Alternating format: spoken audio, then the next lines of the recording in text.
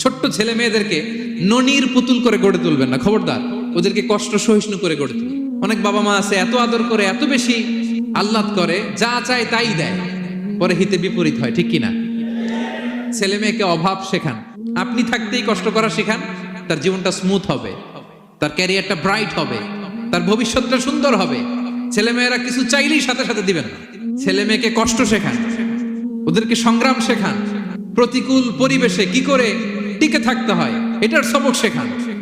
জীবন এটা সহজ নয়, জীবন চলার পথ সহজ নয়, এটাকে সহজ করে নিতে হয়। কখনো সবর করে, কখনো ক্ষমা করে, কখনো অন্যকে ইগনোর করে, কখনো দোয়া করে, কখনো আল্লাহর উপর তাওয়াক্কুল করে, ঠিক কিনা?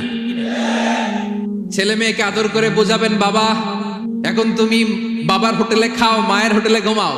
সারা জীবন এমন চলবে না, দুনিয়াটা বড্ড কঠিন, এখানে কেউ কাউরে জায়গা করে দেয় না, নিজের জায়গা নিজেরই করে নিতে হয়, ঠিক কিনা?